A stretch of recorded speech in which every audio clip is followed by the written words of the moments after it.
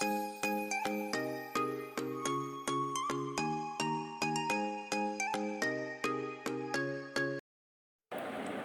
All, I hope you all are doing well.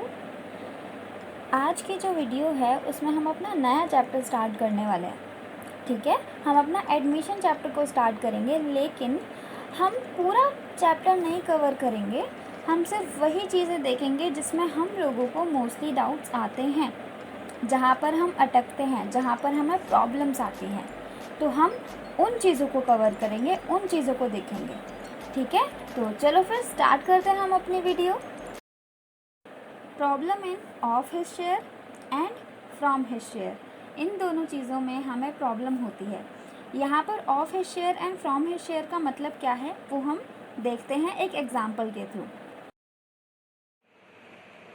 Of his share, और यहाँ his कौन से पार्टनर की बात हो रही है? न्यू पार्टनर के। तो हम एग्जाम्पल देखते हैं। ए और बी दो पार्टनर्स हैं जिनका जो रेशियो है वो इक्वल रेशियो है। उन्होंने सी को एडमिट करा 1/5 शेयर के लिए। अब आगे क्या बोला है? सी जो है उसने एक्वायर किया 1/5 ऑफ हिज शेयर, यानी जो इसका शेयर था 1/5, उसका भी 1/5 वो ए से एक्वायर करता है।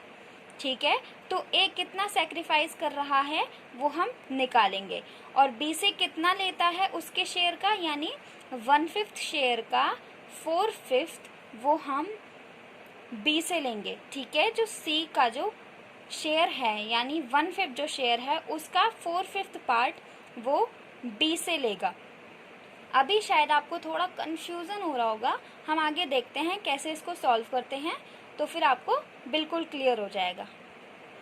तो यहाँ पर हमने देखा था जो हमारा सी था वो 1/5 ले रहा था ए से, यानी 1/5 ऑफ हिज शेयर, और उसका शेयर कितना था? 1/5, यानी 1/5 का जो उसका 1/5 शेयर था उसका कितना पार्ट? 1/5 पार्ट वो हमारा ए से लेता है। तो ए सेक्रीफाइस कितना कर रहा है?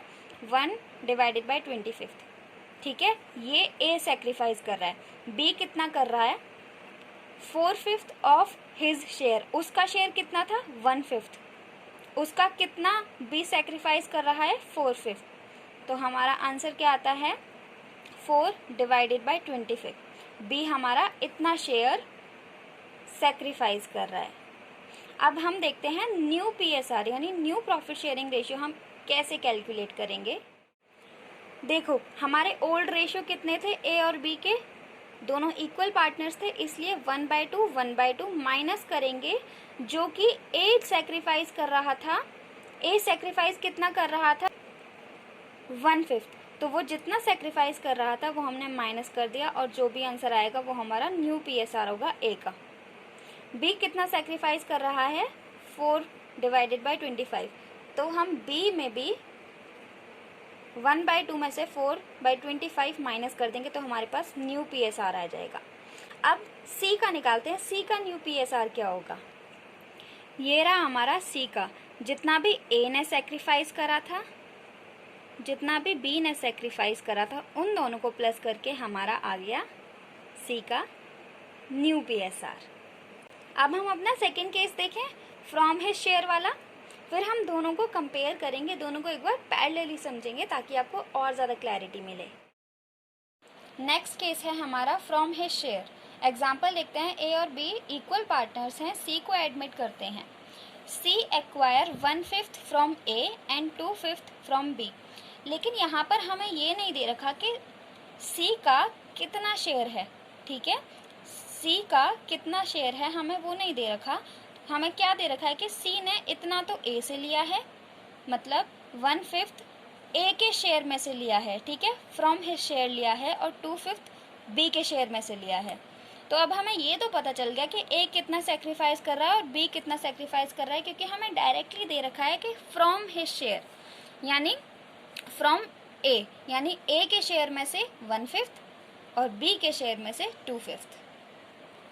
तो हमारा ए कितना सेक्रीफाइस कर रहा है? 1/5, एंड बी कितना सेक्रीफाइस कर रहा है? 2/5। अब हम न्यू पीएसआर देखते हैं। न्यू पीएसआर कैसे निकलेगा? देखो, दोनों इक्वल पार्टनर्स थे इसलिए 1/2 करा, माइनस कितना कर देंगे, जो भी उन्होंने सेक्रीफाइस किया है। ए ने कितना सेक्रीफाइस किया था, 1/5 एंड बी ने कितना सेक्रीफाइस किया था, 2/5। तो हम उनके न्यू PSR निकालने के लिए ये माइनस कर देंगे उनके ओल्ड रेशियो में से। तो हम क्या करेंगे, 1/2 में से 1/5 माइनस करा और 1/2 में से 2/5 माइनस करा, जो कि वो सेक्रीफाइस कर रहे थे। तो जो भी सॉल्व करके आएगा वो हमारा न्यू PSR आएगा। लेकिन अभी हमें C का नहीं पता चला, C कितना करेगा, मतलब C का न्यू PSR कितना है, हमें ये नहीं पता चला। तो हमने क्या करा, जितना भी A सेक्रीफाइस कर रहा था, जितना भी B सेक्रीफाइस कर रहा था, उनको ऐड कर देंगे तो हमारे पास 3/5 उसका न्यू शेयर आ जाएगा। ठीक है, आई होप आपको क्लियर हुआ होगा। अब इन दोनों को एक बार हम पैरेलली समझ लेते हैं। देखो, जब ऑफ है शेयर की बात आती है तो हम सबसे पहले मल्टीप्लाई करके सेक्रीफाइस रेशियो निकालते हैं ओल्ड पार्टनर्स का। ठीक है, उसके बाद फिर न्यू PSR निकालने के लिए वो जो भी हमारा मल्टीप्लाई करके आया है वो माइनस करेंगे।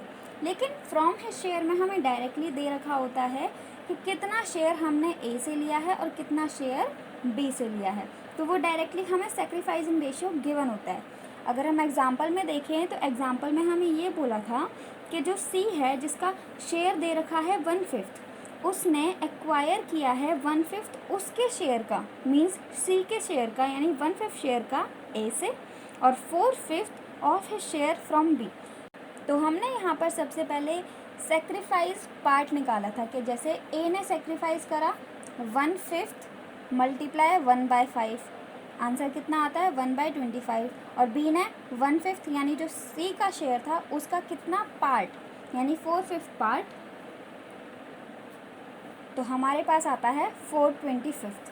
ठीक है, और अगर हम फ्रॉम हिज शेयर की बात करें, वहाँ पे हमें डायरेक्टली गिवन था कि C acquire 1/5 from A and 2/5 from B। तो 1/5 फ्रॉम A बोला है, यानी A ने कितना सेक्रीफाइस करा 1/5 और B ने कितना सेक्रीफाइस करा 2/5। तो हमें डायरेक्टली सेक्रीफाइस दे रखा है कि A ने कितना सेक्रीफाइस करा और B ने कितना। और जब हम न्यू PSR निकालते हैं तो आपको पता ही है, जितना भी ओल्ड रेशियो दे रखा होता है उसमें से हम सेक्रीफाइस पार्ट को माइनस कर देते हैं। तो इस तरीके से हम इनको सॉल्व करते हैं। तो ऑफ हिज शेयर में सिंपली हम सेक्रीफाइसिंग रेशियो निकालने के लिए सबसे पहले मल्टीप्लाई करते हैं, देन न्यू PSR निकालने के लिए माइनस कर देते हैं। और फ्रॉम हिज शेयर में डायरेक्टली हमें सेक्रीफाइसिंग पार्ट हमें गिवन होता है, तो हमें कोई ज़रूरत नहीं होती है मल्टीप्लाई करने की, हम यहाँ पर डायरेक्टली न्यू PSR निकालने के लिए माइनस करते हैं। ठीक है, तो आज की वीडियो के लिए सिर्फ इतना ही। आने वाले पार्ट्स में हम ऐसे ही डाउट्स को कवर करेंगे।